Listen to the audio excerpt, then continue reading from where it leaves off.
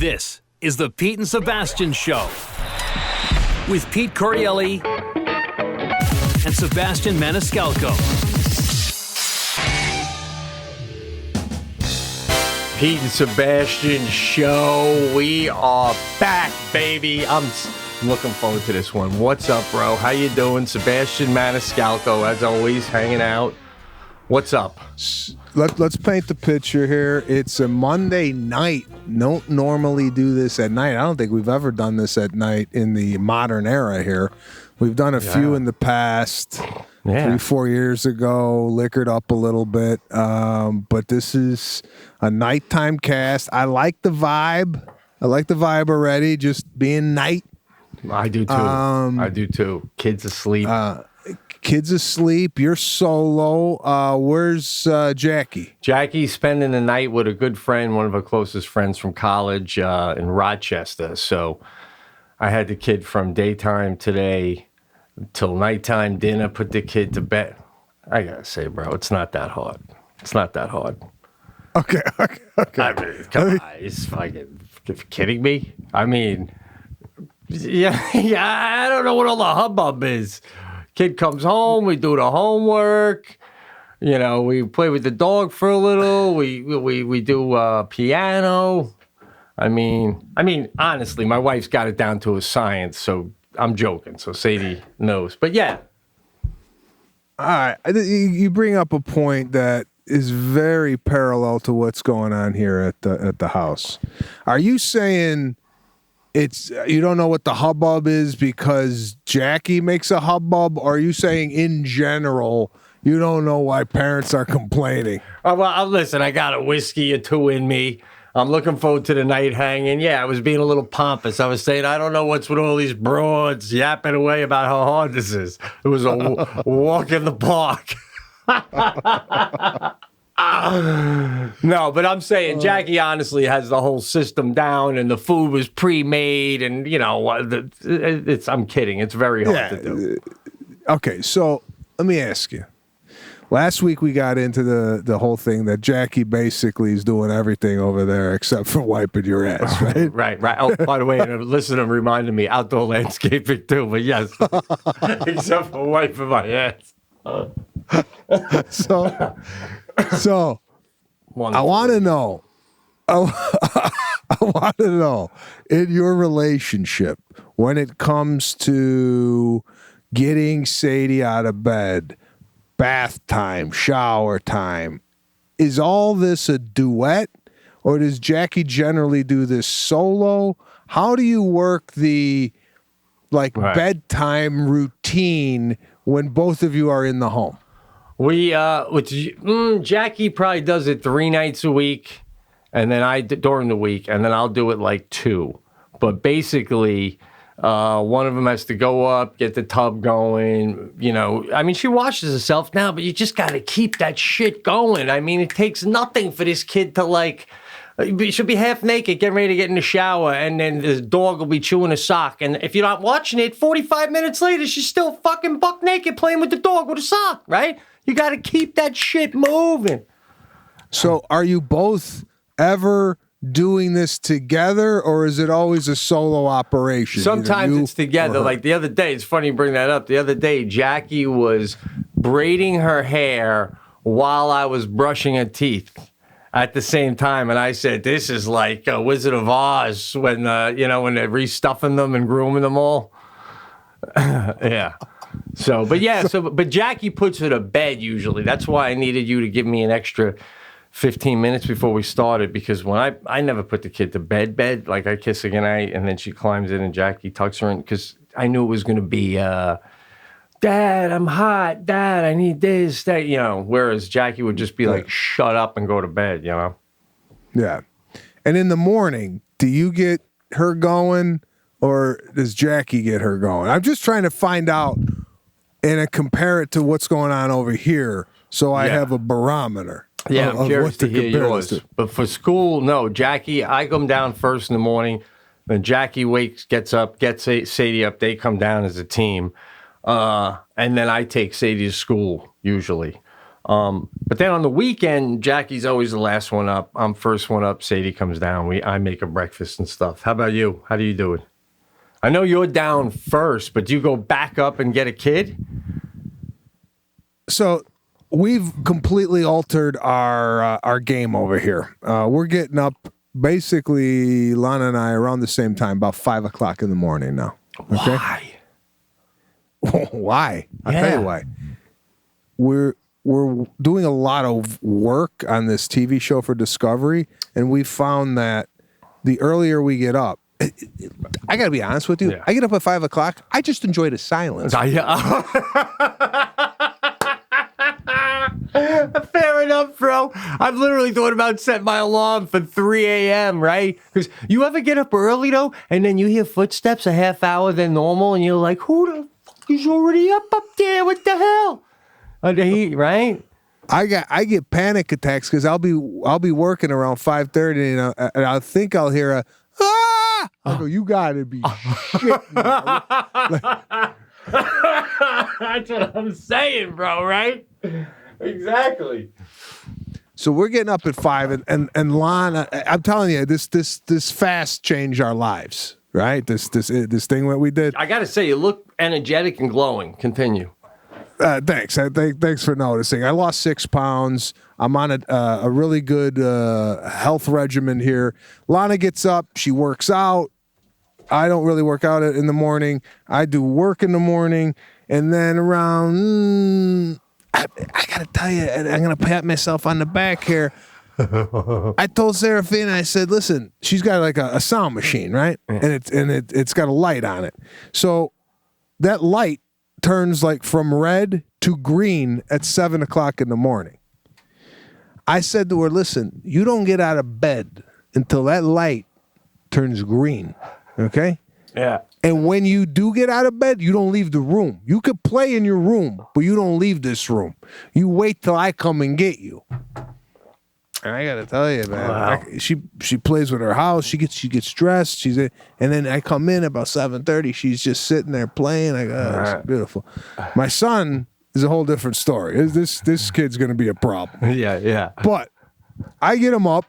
Lana's still like, she does like a workout and then she cranks out emails in the gym. She's just cranking out emails and whatnot. And then I get the kids up. Now during the 5 to 7:30 time frame, I'm creating magic in the kitchen.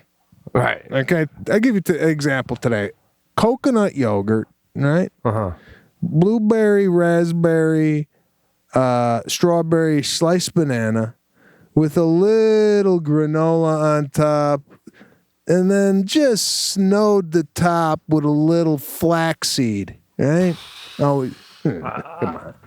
I got to interject for a second though, because I'm guilty of this too on a certain level. Like I brought my daughter, I'm going back to you, but I brought her breakfast the other morning, and it was bacon, and I call it the Italian breakfast, bacon, which is American, but then just the whites from the hard-boiled egg, fresh mozzarella, sliced tomatoes.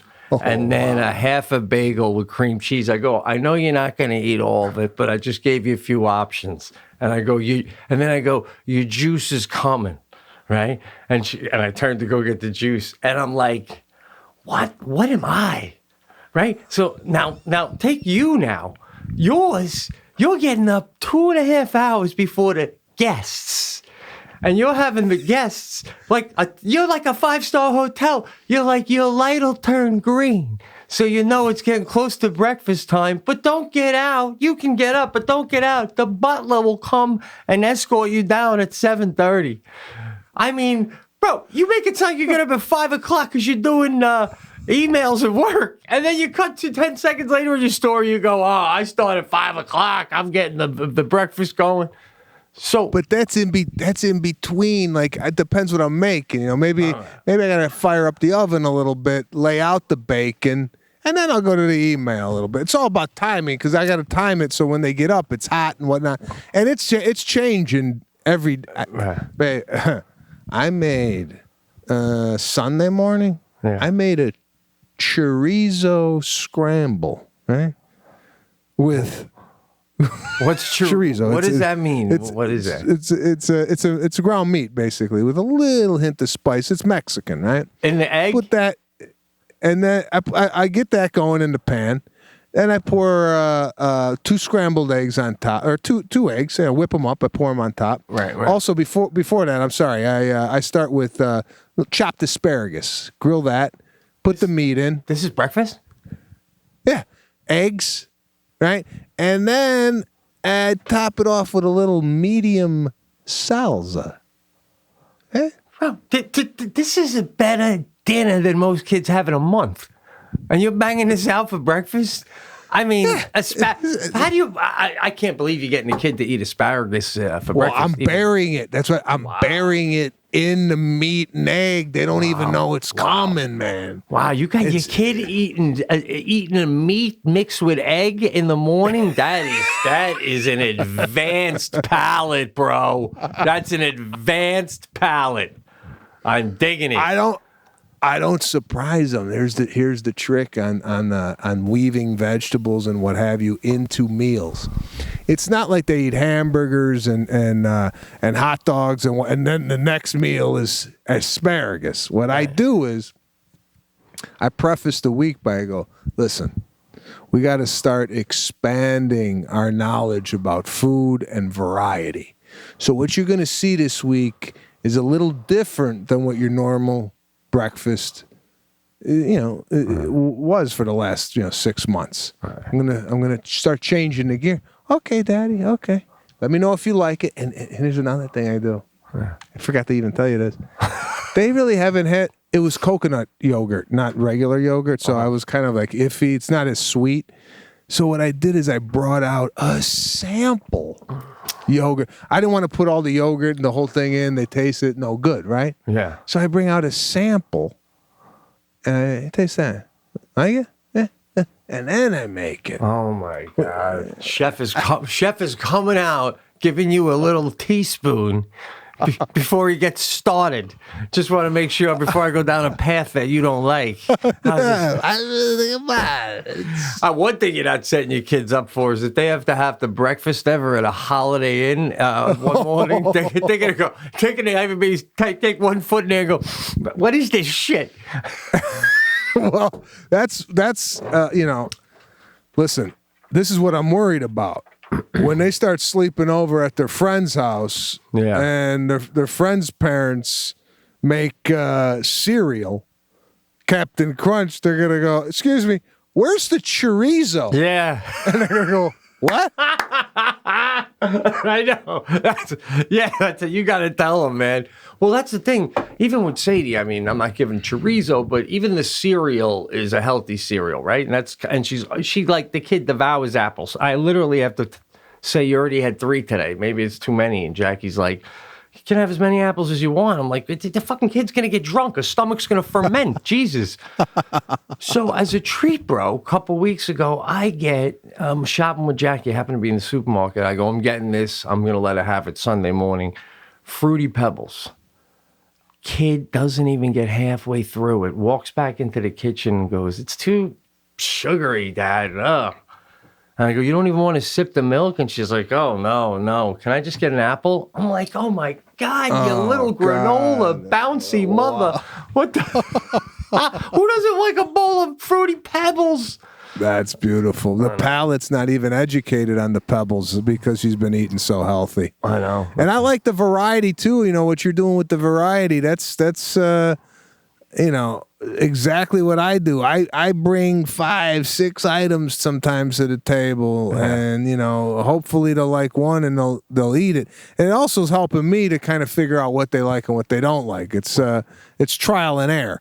And I'm so immersed right now in cooking that I am literally devouring everything I possibly can. I was watching Giada in Italy. Giada's a chef over on Food Network. Yeah. She's on Discovery Plus. I was watching her. I subscribe to this thing called Masterclass. I'm sure some of our listeners know what I'm talking about. And on there, they got Thomas Keller, Wolfgang Puck. They have a Mexican woman who's a Mexican chef in Mexico City. I forget her name. But I'm looking to make a little huevos rancheros for breakfast in a couple of weeks when I find out where they got a good Mexican grocery store. I mean, they have them all around. I just have to ask some of my Mexican friends. But anyway, getting back. Go ahead. You ever hear of Rocco DiSpirito? Yeah. We got one of his cookbooks when I was on the Bethany Frankel show, season 1 of our cast. Remember when I stole that blanket? I still have it, by the way. But yeah, she still cooks from his recipe book. It's fantastic. So when your show comes out, I'm not asking you to tell us about the show or give anything away, but will you be, do you think at the end of this thing there could be perhaps a Sebastian and Alana Maniscalco cookbook coming out of the back end of this?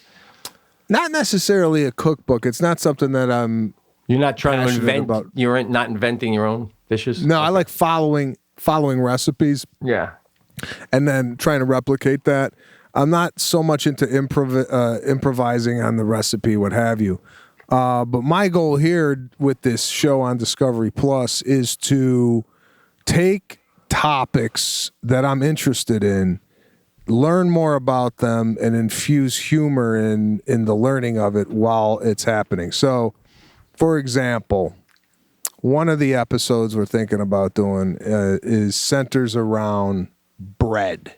I've always been fascinated how to make my own bread. My grandmother made bread growing up, and we're going to tackle the whole bread thing. So I'm not going to get any further than that, but that's kind of where I'm going. I feel like I've had a rediscovery of my culinary passion here during the pandemic, and now I'm stepping it up, right?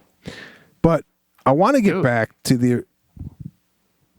I dig it, man. I dig it. You got your golf, and you're like so many men. Like my dad got into the food, and he got into the golf, and the bread. Though I just have to say, yeah, go ahead. What was? Yeah, no, the bread. Yeah, what's up with the bread? You make your own bread? I'd love to find that, hear about that, because we were having Sunday night dinner and we had the special sauce, and which I got to get the name of, but Jackie's like, go get a bread at the top supermarkets, best we got in town, at 9 o'clock when the bread first comes out. It's going to go fast. So I get there, and she goes, FaceTime me when you're there. So I get there, and the bread's there's not that much bread out. I'm showing it to her, and you can hear her on the phone going, that's it? And the lady behind the counter can hear Jackie saying that. So the lady goes to me, we're making 3 or 4 different kinds of breads back here. They're coming out of the oven right now. If you want one of those. And then I'm like, are any of them got a crusty thing? And she goes, we got a nice Vienna bread, da-da-da. So I go, all right, I get that. I go, thanks a lot. And they go, yeah, we'll wrap it up. It's still, we just started making them. They hand it to me. First of all, it's not even warm. So what the fuck is going on with that? You're telling me you're wrapping them now? They just came out of the oven and it's not warm? And then I'm bringing it home, and it's that kind of bread where when you press down on it to cut with the knife, it smushes, man. The whole thing smushes. You know what I'm saying? It doesn't have... So, I mean, that's the holy grail, to find a bread recipe that people can make at home and not have to sacrifice calling sick for a day to make it. You know what I'm saying? Well, it's not that difficult. I mean, you basically make the bread and you let it sit for 12 to 15 hours, what have you, and then you bake it for 45 minutes. It's just, I think a lot of people are intimidated by it. And then you start getting a little more advanced with different types of breads, what have you. But, yeah, I mean, we're really excited about the show. I mean, Lana and I have really collaborated on this together. She's going to be a part of it. She's going to be in a few episodes. So we're looking forward to that. But I want to go back to the original statement here in regards to responsibilities of each parent raising kids, right? Yeah. And some of this is unspoken, some of it's spoken, but... And this is just the way I am. And my father, let me start by saying this. My father was working. And I asked him last week, I go, you ever give me a bath? He goes, what?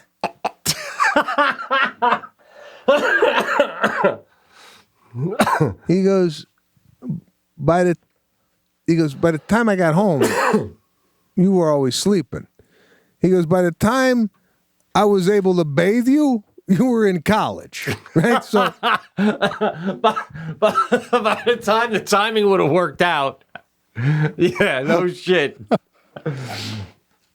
But I feel a responsibility to be a part of the activity that my kids are involved in if I'm at the house. For example, tonight, Lana's putting the kids to bed.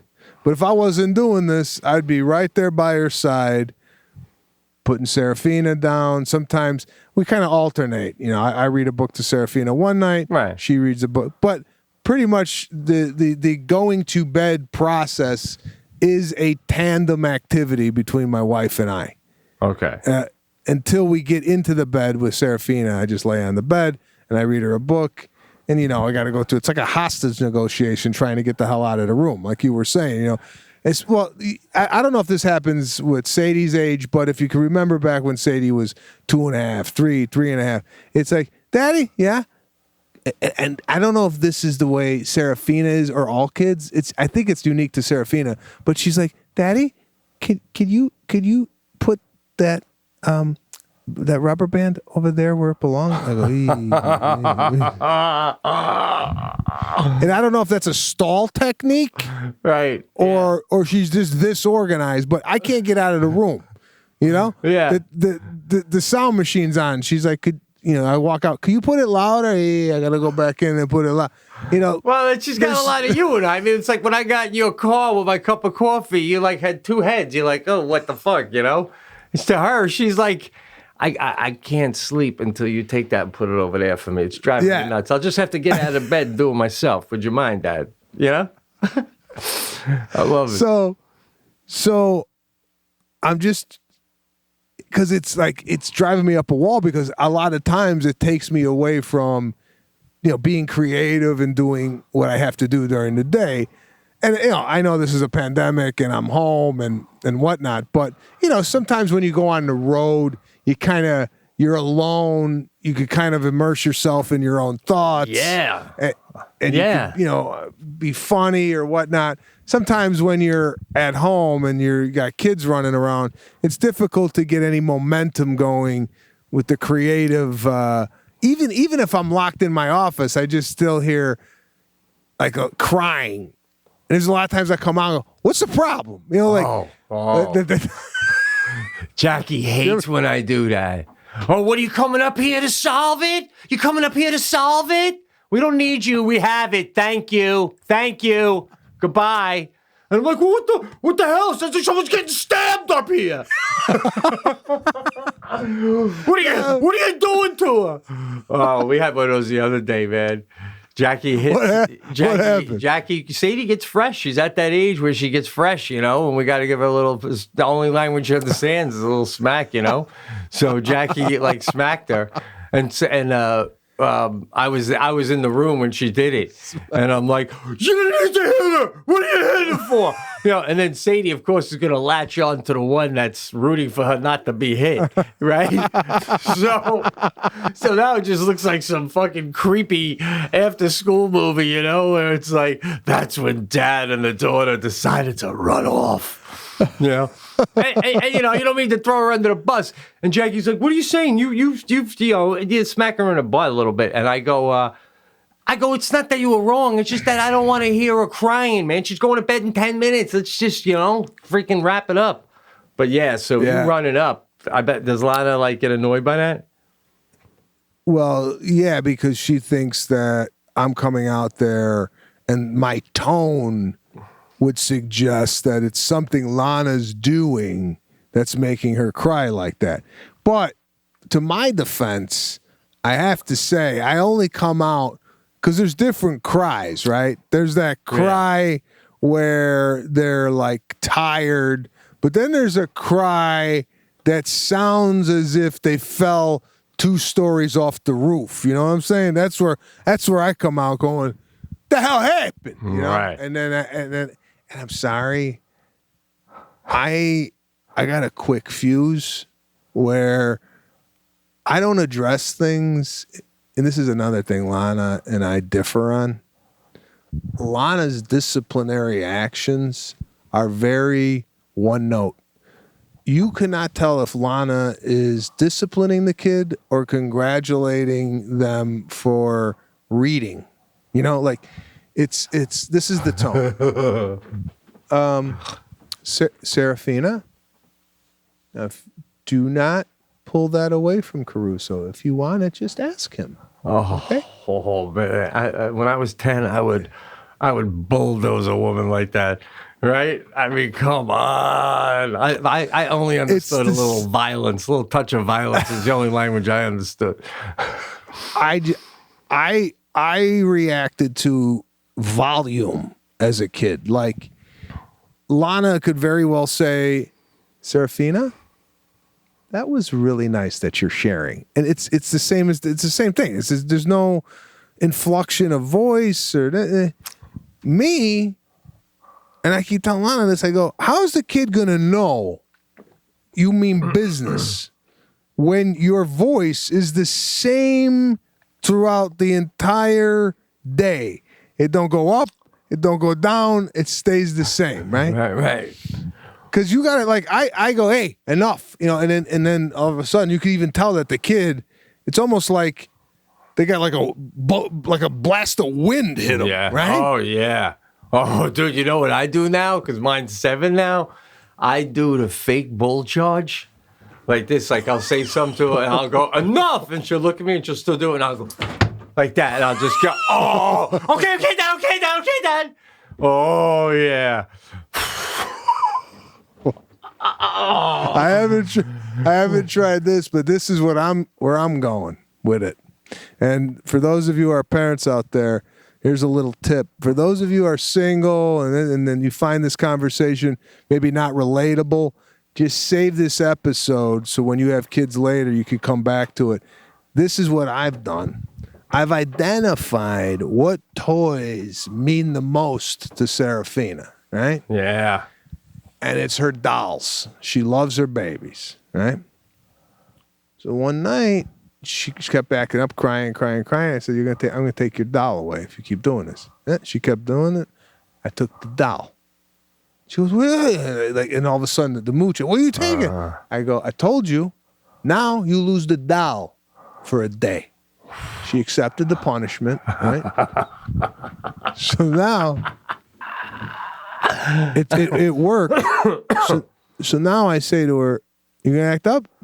I'm taking the doll. So basically, I'm threatening to kidnap her entire doll family to get what I want out of her. And I gotta tell you, it's brilliant. I mean, my wife has not come up with a disciplinary. I go, you have to discipline. There's no consequences. You can't just keep telling. You got to take something away. Do something, right? There's something that's got to be done here. This sounds like a monologue from Goodfellas.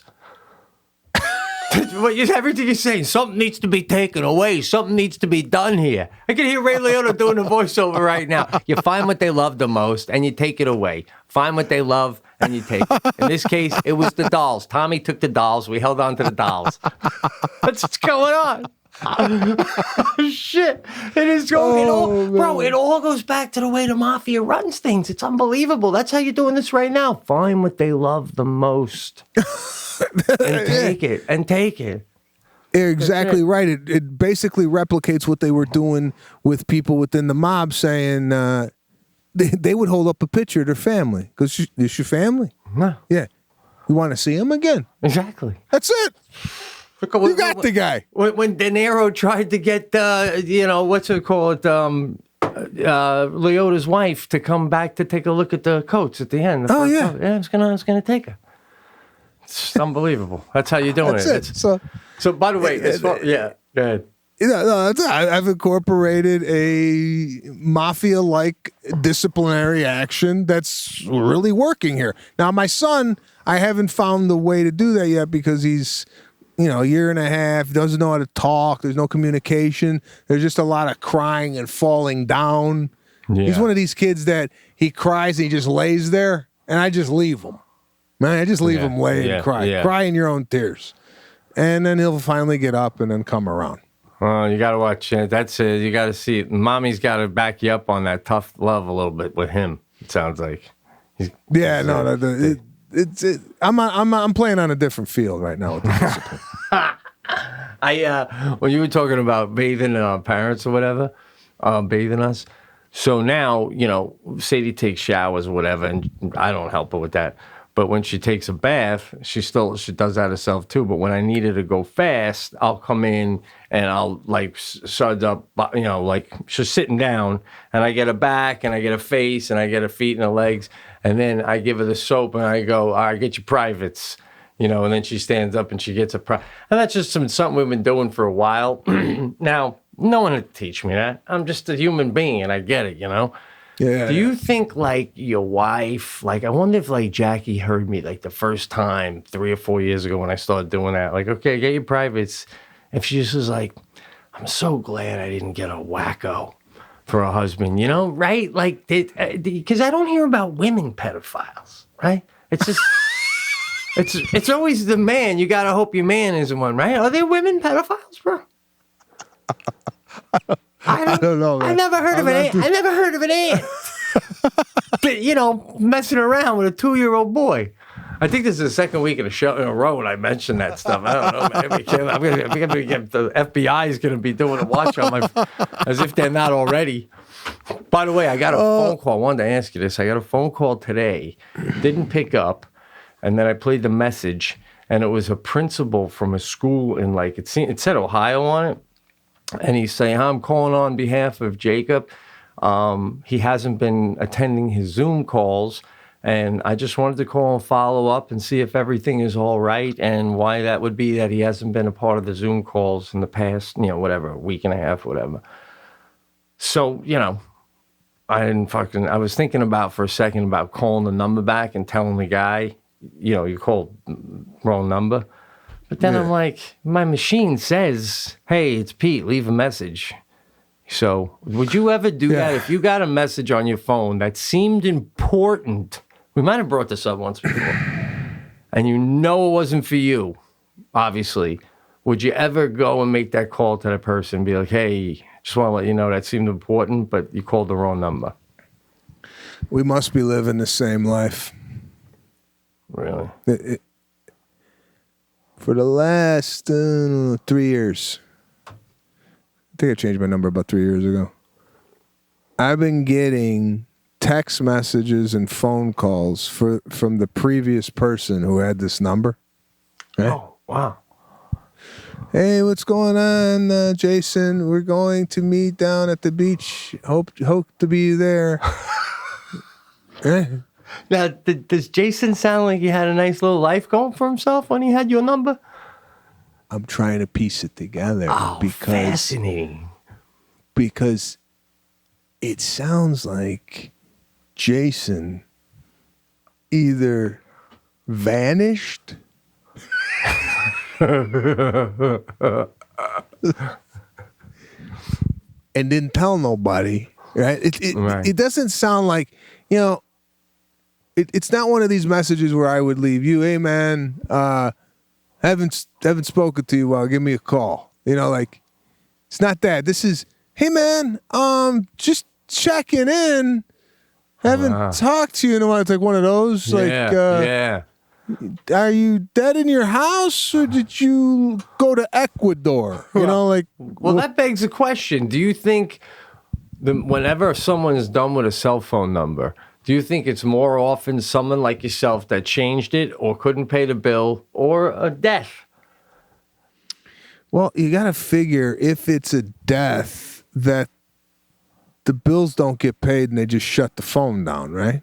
Well, it sounds like that, either that or some family member calls and says, we're canceling this, the person's not alive. But my point is, not everybody gets the message that somebody passed away. So maybe this guy's reaching out to Jason, a long time later, who knows? Like, I don't know. Which one do you think it would be more often? This is too many people calling him. Where it's like, if there's one or two calls, hey, I haven't talked to you in a while, but this has been going on. I'm getting at least 12 to 15 people trying to get hold of this guy. And the last message was like a little weird, to be honest with you. Really? Come on, you got to share it now. I mean, let's piece this together. Want to go to the beach with us, so he must live on the coast, right? Probably California coast. No, wait a minute. Is Jason a surfer? Was he a surfer? Well, I think Jason was gay based on this last message. Oh, really? Yeah. So like it's been maybe code go to the beach was like gay code for meet me at the fucking behind the back alley. Why is it? What? Why is it gotta be? That's a 35.50. That's a takeout. That's the whiskey talking. Not as, bro. Come on, you ever on a road trip or you ever stop at a rest stop on a road trip? You try to get in and out of that bathroom as quick as possible, man. I mean, every time I turn around, there's usually something on the stall about, that's like a hotbed. Oh, I generally don't. I stop at rest stops, generally speaking. I don't know why I said alley. Sorry, I don't know. Well, no, listen. My rest stop vibe is I go for the rest stops that look like a little bit of it's like a start of a city. Where they got like they got like a gas station, they got like an In-N-Out, they got maybe a Burger King, and then there's like nothing after that. Right. I don't go to like the rest stop where it's just a shed and like people are just pissing and coming out. Yeah, well, I'll tell you, last time I went to see my mom, I'll say this for the cast listeners, due to the pandemic, and I wanted to make good time. So you know how I have my medical, someone mailed me the medical thing. I was stopping at rest stops, but I was peeing in that in the car. And then I'd look both ways, dump it out, and just drive back off. So I was using the rest stops to stop, but not to go in. And I was wondering if a cop walked up and saw me like peeing in a container in my car. I wonder with the pandemic if you could say, yeah, man, I don't want to go in and risk the I feel like you can get away with anything right now. Well, it's just, again, I don't know if you're living the same life, but Saturday we went out. We're bouncing around town with the kids. And it's one of those things where I felt the piss coming on, but I'll hold it. But then it just got to a point where I gotta go. Yeah. And we had a little bucket in the car, right? Oh, bro, I always feel like I'm gonna be left hanging with these stories, and now you're right there with the bucket. I love it. Thank you. I'm with you. All right, I was gonna fucking bucket. Now, would you piss in a bucket in the car with your kid in the car? Yes, I'd have Jackie entertain them somehow in the back, but absolutely, I would do number two if I had to, bro. And that ain't the whiskey talking. Yeah, I mean, if someone's occupying them, right? Yeah, of course. Did you? Yeah. Man. Well, I was I couldn't find. I was outside a store. And I'm like, I can't do it here, it's just, but I was like, it was one of those things where it was overwhelming urge to go. Yeah. And I'm like, I got to let this out. But then I started to, and I'm like, I can't do it here. So basically I had to hold it for 30, 35 minutes. One of those ones where I parked the car in the driveway and I got out and I couldn't stand straight up. I had to, you ever have to piss so bad that you're literally going to the toilet hunched over. Yeah, that's less painful. How bad it was. Oh God. Oh man. So yeah, that's that. By the way, speaking of pissing in the car in the pandemic, I'm looking to get this vaccine right now. I'm not looking to skip the line. Right. I'm not in that phase yet. My age group, what have you. I'm going to get the vaccine if I wait in line till probably June, right? But in you are Los keeping your Angeles, eyes and ears open for any. Yeah. Okay. I'm keeping my ears open for leftovers, right? Which is a big thing here in Los Angeles. I don't know what's going on with the rest of the country, but people aren't showing up for their vaccine appointments, and at the end of the day, they have to use these vaccines. So some people are showing up outside. It's like the Hunger Games, bro. They're showing up outside, and they're like, all right, come on in. We got 40 left over, and people are getting their vaccine shots. Now, is that so bad? I mean, they're going to go in the garbage anyway. No, man, that's like that's not trying to use your name or any kind of extra money. That's just hustling. But the thing is, like, what if you got? Are you going to have your wife and your kids with you, or are you just going to come home and say, "Good news, bad news, kids"? Daddy's tightened up, but everyone else has to lay low for a few more. Well, no, I would want to get myself and Lana. I mean, obviously the kids can't get it yet because the kids aren't. They don't. Oh, right, they're not even doing kids. Yeah. So, yeah, but my question here is, who the hell's not showing up for the appointment? You had 11 months, right? Like, if you make a this is not like you're skipping your dentist appointment. This is what you've been waiting on for the last 11 months, and then you're not going to go? I know. No, what? It's going to be 2043 until everybody gets vaccinated with the way this country behaves. God, bro. I know. It's insane. I know. I'm taking my mom Wednesday. She's getting it. Where does she? Does she got an appointment? She's getting it. Yeah. Oh, wait. Doesn't she have the antibody? She had it. She had it, but they don't last. They only last, they said, 3 to 6 months. Oh, really? Yeah. So then now some people, it's a whole thing, man. Yeah, it's a whole thing. So I'm wondering, like, well, maybe I'll take it there, and they'll be like, to my mom, did you come along? Oh, no, my son's in the car. Well, go get him. We got an extra. Nah. Know what you do? What? If you want to play this, if you want to be dishonest, I take care of my mom. I need the shot too. Oh, wow. Well, you think they go, well, we don't have an extra. I'll be like, well, someone's not going to show up today. We both know that. Just give me, right? It's like a hotel room. You always have 1 or 2 no-shows. Just give me that ahead of time. I was getting so pissed. I saw a headline today that said Fauci is the highest paid employee by the government out of any government employee. And I'm like, this guy who contradicts himself and blah, blah, blah. So what does he make? And then I had to read on $425,000. I'm like, ooh, that's it. Oh, hey, all right. Yeah. Yeah, I thought it was going to be like 14 million. Yeah, right. So, all right, you're making 425, right? Now, yeah. Are we getting the best guy? I feel like the best guy goes, fuck 425. I'm making 20 million for Johnson & Johnson, guy. And I get the summers off. Right? Well, we're not getting the best guy. We're getting the best guy willing to do it for 425. Well, I mean, same with the president's salary. Isn't the president's salary $500,000? Why can't the president come in and go $500,000? Well, the president gets the jet. He gets the Secret Service. Fauci gets, he gets to throw out the first pitch at a ball game, but the other guy who worked for Johnson & Johnson could buy the team. Go ahead. What? Listen.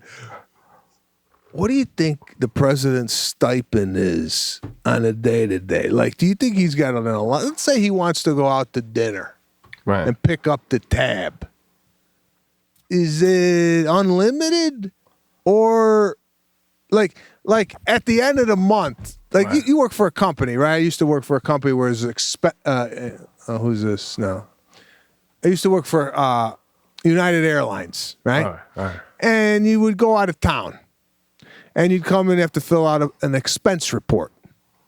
And then if something didn't line up, you get called in and he goes, listen, like, do you think this is going on with the president where at the end of the month, the accountant comes into the Oval Office and go, ribeye? You had to get the ribeye? I would imagine no, right? I mean, that's a great question. Could an ex-president on the government dollar. Not X, during. Like he's in office and he wants to go, I don't know. He's like, give me have Wolfgang Puck over at Spago make me up that nice lobster dish and bring it over to. Is there an amount of money? No limit. No limit? No limit. I feel like no limit. I mean, for him and his guests, but he can't, I don't think he can go like free burgers for everyone at the Indiana University tonight on me. No. I'm not saying. I'm talking personal use. Yeah, like, of course, man. Can you imagine being the president? And then they come back and going, I'm sorry, sir, you maxed out your tab. Oh my God, did you get the memo? I'm the president. I get that. By the way, did you see that there was a period, like usually when one president's leaving and the other one's coming into office, they're both at the same ceremony, so they just do a switch of the nuclear codes. But because President Trump wasn't going to be where President Biden was, they had to make a separate box.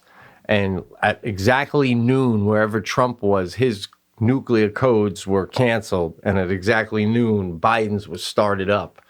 But man, they literally carry around a nuclear case with them at all times. So like, I mean, even if I was having dinner and you cut me off on the tab, I'll go, do I have to open up this case? I'll press a fucking button, blow up the whole world. Yeah, so you're telling me a guy with the nuclear codes has got like a limit? No limit. No limit. Okay, so he's got like dry cleaning, dry cleaning his suits. Does that come out of his own personal till, or is that on the government? Government. He's got a guy. He's got a guy in the White House who dry cleans his. Being a president is like being on a cruise ship, and you're the only one on the cruise ship. You know what I'm saying, man? It's wonderful. Trump had a Diet Coke button. I mean, I know that's I heard. Diet Coke button. Can you imagine? Is there a guy? I have a weed button.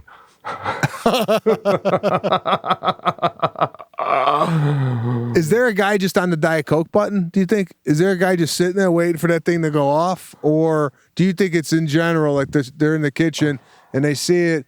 And they're like, yeah, Jimmy, could you bring him a Diet Coke? He needs a Diet Coke. Or do you think there's a guy just working the button all day? I'm thinking there might have been a Diet Coke button guy alone, because they said that Trump used to like to say to people, watch this. And he'd press the button and then the Diet Coke would come out on a little napkin. So it only takes one press and no one's coming.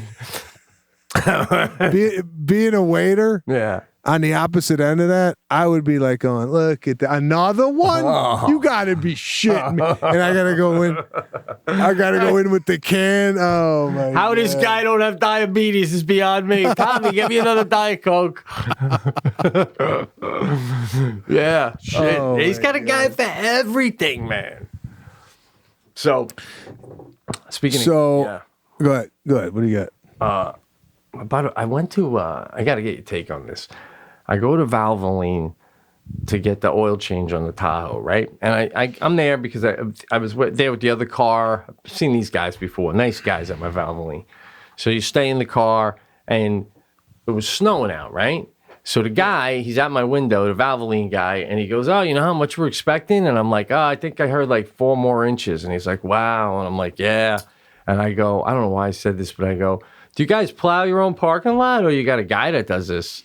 And he goes, no, we got a guy. And he goes, he doesn't come early enough, though. What's his name? It's, let me get you a card. Let me get the card. I'll get the card. And I go, okay, that's all right, guy. It's all right. But he's already around the bend. And now I'm to myself, I'm like, excuse me, I don't give a shit the name of the guy. I was making fucking small talk. Drain the oil pan. Right? So he comes back and he gives me the name. And I go, nah, I never heard of him. And then he goes, oh, yeah. Well, listen, man, if you have an insurance card, you can give me your number, we'll definitely be interested. And I go, what? In what? And he goes, well, you plow? So you want to plow? I go, what? No, guy, I don't plow. Fucking guy thought I was a snowplow guy looking for a job. So, but this is I didn't tell him what I did, but I mean, God, if I have to tell you, Right? Can you imagine? No, I'm a professional comedian, but considering you just thought I was a snowplow guy, probably haven't heard of my stand-up. This is the beauty. This is the beauty of that. And this is why I don't understand why people can't get work. You're getting work just on general conversation. That's what I was bringing this up for, bro. You're right there with me. I'm like, how are people not working?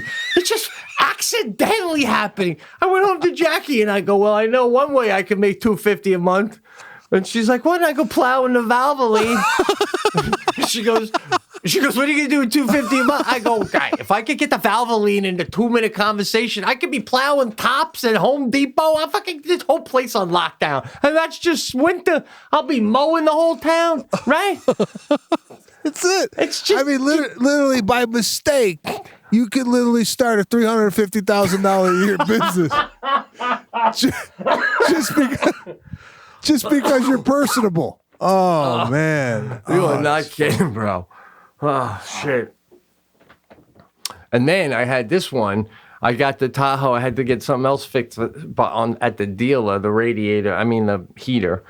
This is about a month ago. And I'm on the Stairmaster in my home gym, which is unbelievable, bro. I'm loving that.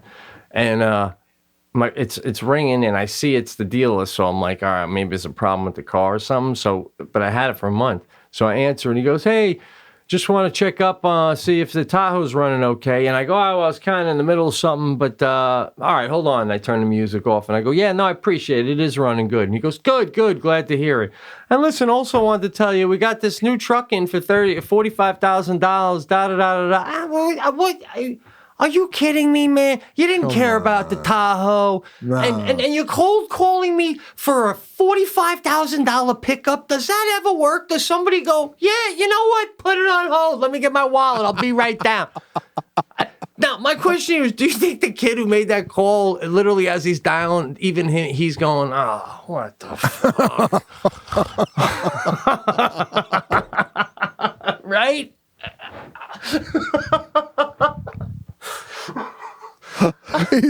He's got to be doing. Oh yeah, I believe me, I did telemarketing. Every call, I said that to myself. I go, you got to be kidding me. You think they're gonna buy this shit from me? Like over the phone, I'm gonna buy a $45,000 truck during a pandemic. Yeah, good luck with that guy. Holy shit.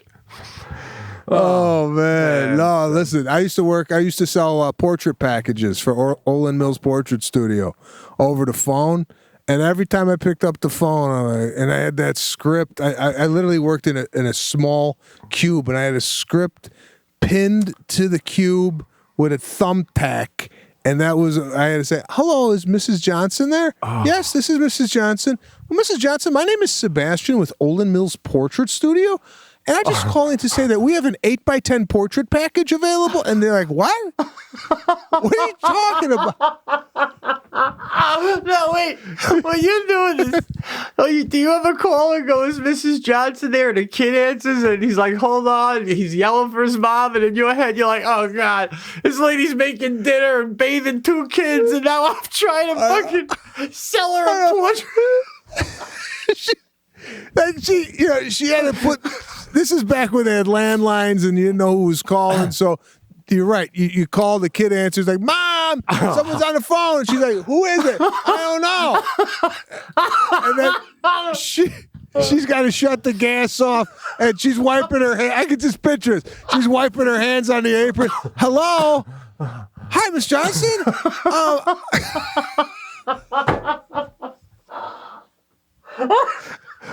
I work for Olin Mills Portraits. What? Olin Mills? I'm fucking making a turkey. Oh, shit. Oh. What about you ever get the guy and he's like, yeah, hello, what? And you're like, when he says what like that, can't you just go, forget it? Oh, I've hung up. Oh, yeah. Like, you're like, there's no way I'm getting a credit card number with this guy over the phone, right? You don't get a what followed by a, oh, wait, no, you're the portrait guy? Oh, shit, yeah. I'm sorry. I thought you were going to be the gutter guy. What's up? We're actually looking for a family portrait. Hey, guys. Oh man, yeah, no, man. Have they ever said something that really did sting, like extra sting, like ouch? That one did get through. I mean, you got like a lot of like, don't ever fucking call here again. You're like, oh shit, you know, like you know, like you almost like interrupted a murder, you know, like one of these like, hello, oh, yeah, hi, is this Mr. Smith? Yeah, what do you want? Oh, I'm sorry, are you killing your wife right now?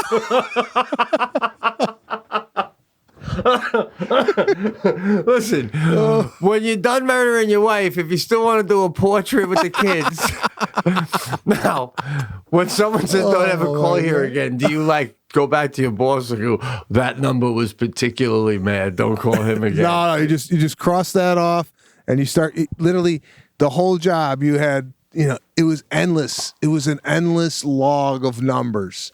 You could never get done with it. You know, like some jobs you get done early, and then you're like, "Hey, boss, I just stacked all the wood. Mind if I get out of here? Like, there's nothing to do." Right.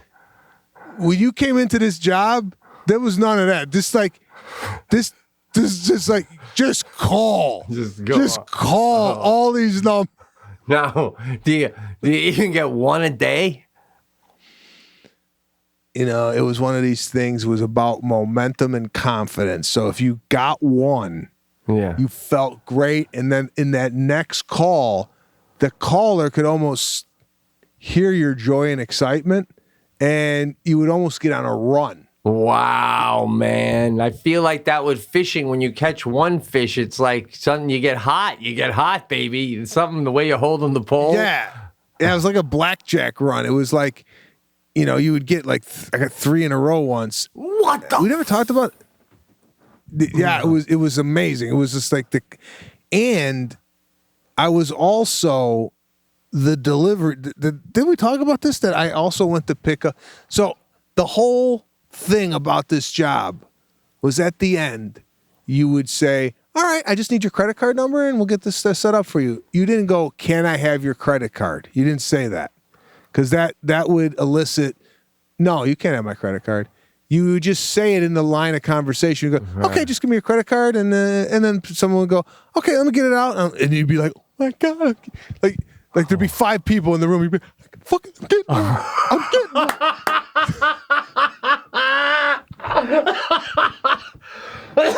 Wow, that big of a deal, dude. Well, I mean, to get one of these over the phone. But then here was the nuance of it. Can I get your credit card number? Because they would be interested. Get your credit card? Oh, we don't have credit card. That's okay. That's okay. No problem. We do have a delivery driver that will come out to your house and pick up a check or cash. And I was the delivery driver. Oh. So I would hang up the phone. I would put my fucking jacket on, and then I would go get the credit card as another guy. Holy shit! So, oh my god! So these were all local, obviously. Then all local within, you know, whatever, 5 to 10 mile radius. That's hilarious. So I go out to the. Yeah. I would tell him, I go, our delivery driver is Frank, and he'll be out. And then I would go as Frank to get the fucking check. And they would go, Sebastian was saying on the phone that you get 2 8x10s and 2 5x7s. I go, yeah, 2 8x10s, 2 5x7. And, you know, like, it was. Oh my God. That is so hilarious, bro. My God. Do you believe the shit we used to do? That's insane. It was crazy. It was crazy because, that's what I had to do. I had to change my voice. I had to change my voice as Frank when I went to pick it up, because if they asked me anything, they go, wait a minute. You're the same guy I just talked to. Because I didn't want to be like, I'll pick it up. It's like, they'd feel more confident if there's another guy involved in this business. Yeah, right? yeah. I used to do that when I worked front desk, and I would check you in. And then a lot of times you check someone in and then they're calling down. Like, say I put you in room 1701, and then you get up there and 1701's calling. Right away in my head, I'm like, the fuck is your problem? You know? So when I grab the phone, I change my voice and go, front desk, Kevin speaking. You know, and they'll go, hi, Kevin.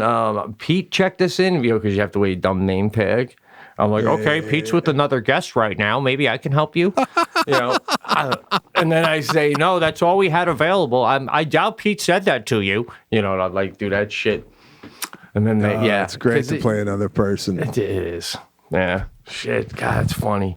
Oh my God. What else do I got? I got something else.